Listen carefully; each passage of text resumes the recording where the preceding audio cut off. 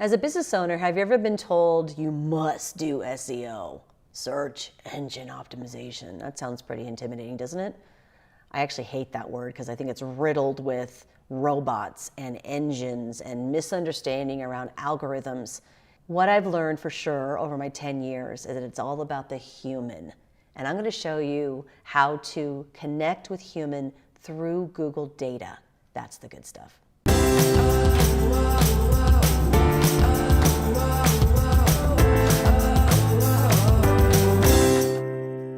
Okay, so you've launched your website.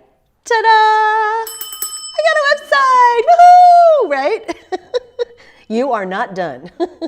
Just like with anything, right? Marketing is never done. You're always sharpening your knife. You're always thinking about different ways that you can get found. The thing is that SEO, the word SEO, is riddled with snake oil salesmen and shysters and people who use fancy phrases to impress you.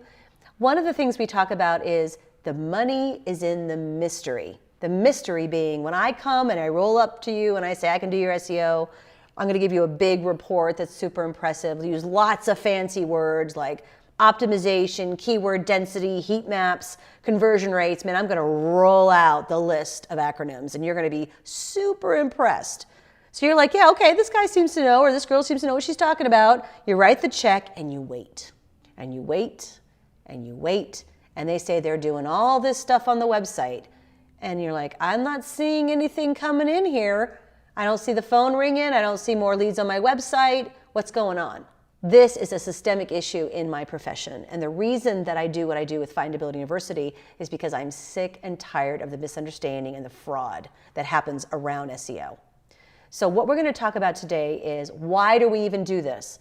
If you said to yourself, I don't get business that way, I've heard it a gazillion times. Maybe it's because you haven't tried or you had the wrong advice. So we're going to go into Google and I'm going to type in something that I'm interested in. So let's take a look here. Okay, how about coffee? I love a coffee. Now, we think about it, we Google coffee and you'll see that we get the localized coffee. And then you're like, no, that's not what I want. I want a latte. Coffee latte, and I'm going to put Denver, and I'm going to put best. There we go. Now we're getting something good. Denver's essential coffee shops. Ooh, I like that. 60 new coffee shops to seek out in Denver. Love it. Best coffee shops in Denver. 15 best lattes in Colorado. What? 25 coffee shops you'll instantly fall in love with. Isn't that a great line? 10 best coffee shops in Denver. 10 hottest 10 hottest coffee shops. They should put 10 hottest baristas in coffee shops. That would be my first choice. Okay, so we're looking at these things. Now, I have typed in coffee, latte, Denver, and best. 4 keyword phrases. So when I say keyword, I mean keyword phrases that are knitted together to make a perfect search result. Now, if I own a coffee shop, one of the coffee places I spoke to was Dutch Brothers Coffee. And they are the coolest coffee place I have ever seen. They hire these wonderful, energetic college students.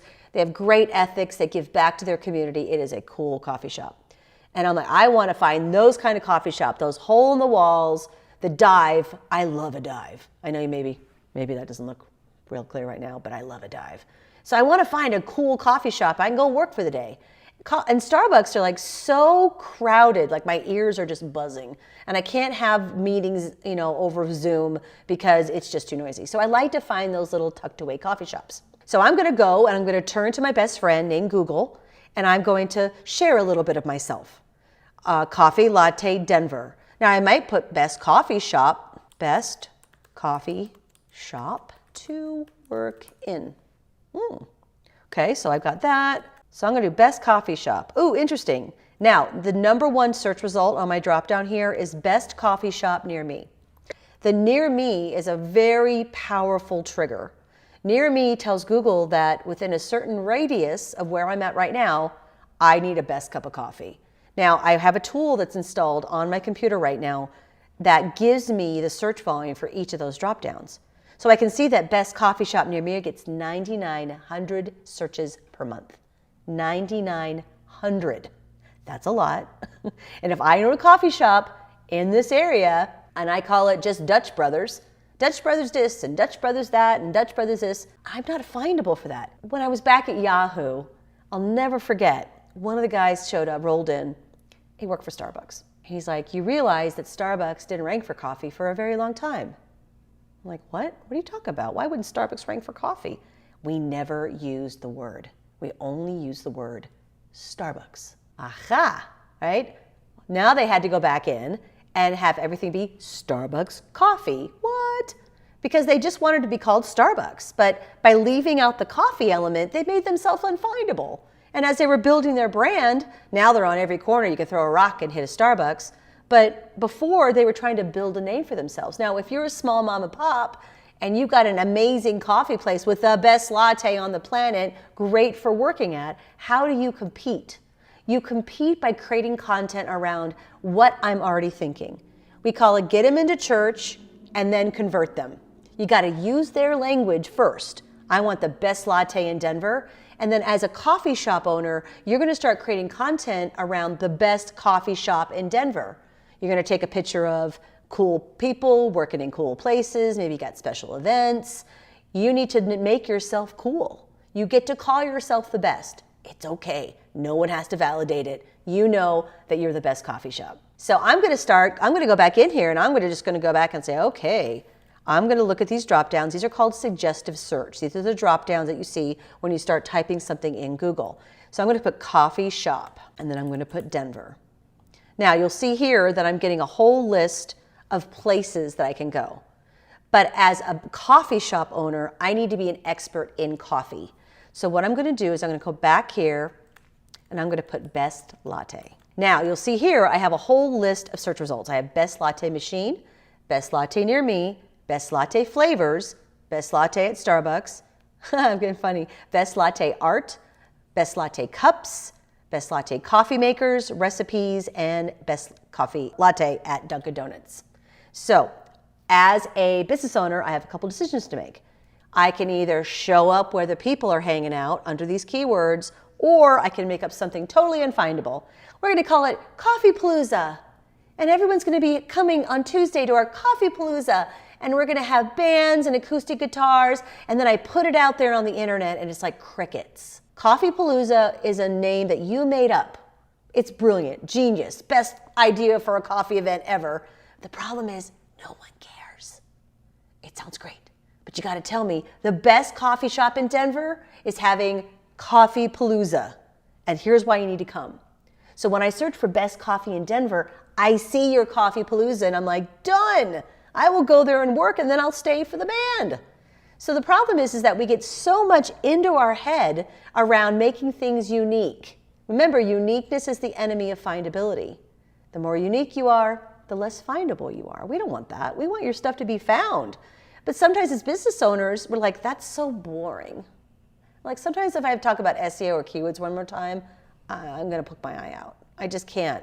And then I have to go into Google, I type in SEO, and I get a whole list of new ideas that I hadn't thought about talking about. And this is really, as a business owner, use Google as your hat trick.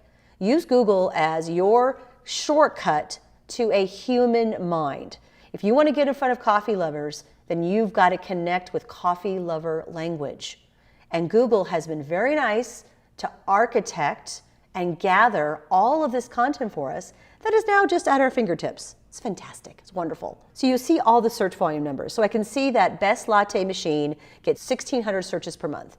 I can see that best latte near me gets 260 searches per month. Now, on a monthly basis, that's probably not knocking your socks off, but at 260 times 12 for the year, that's a lot of search volume. So, okay, best latte near me. I can work that. So what I'm going to do is I'm going to create a blog post for best latte machine. And that gets 1,600 searches a month.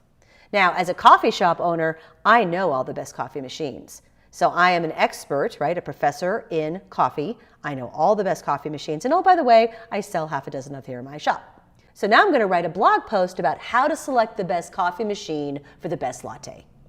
Cool, that sounds like a good idea. So I'm going to write that, maybe SEO it a little bit, and then put it up on my blog. Now you can take that and put an image on it.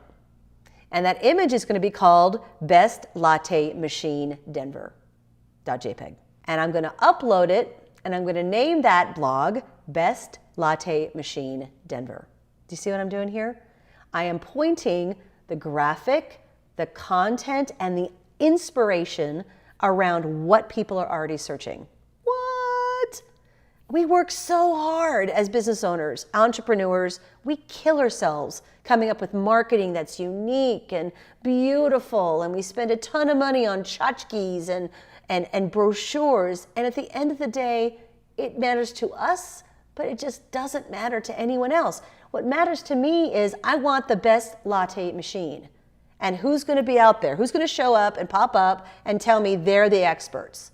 Now, I'm in Denver. I don't want to fly somewhere to get it, and I don't really want it from Amazon. I want to buy it from a local retailer. And I see your blog comes up under Best Latte Machine, done. And Google's going to match you because they're in Denver and you're in Denver. What? So you have to think strategically like the searcher. Bring them into church, their words, convert them with your offerings.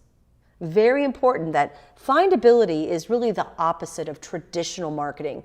Traditional marketing has taught us, ooh, big numbers.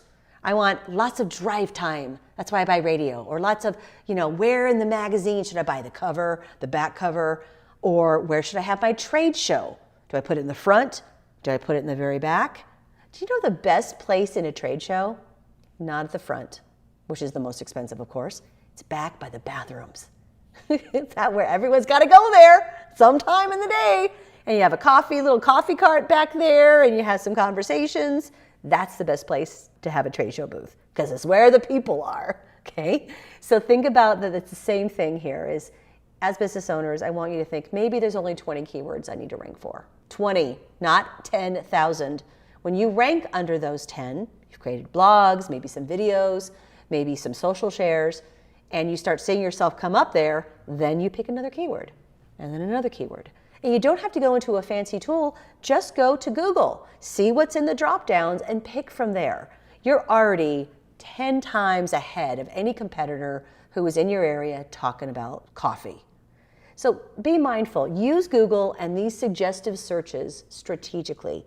Create your blogs, your social content based on what it is I want as your future customer, not how you see your marketing strategy. If you enjoy this content, please hit subscribe and the little bell next to it so you get alerted to my latest videos. Guys, get out there, start Googling, look at those drop downs, and create content that is truly connected based on what I want, not you.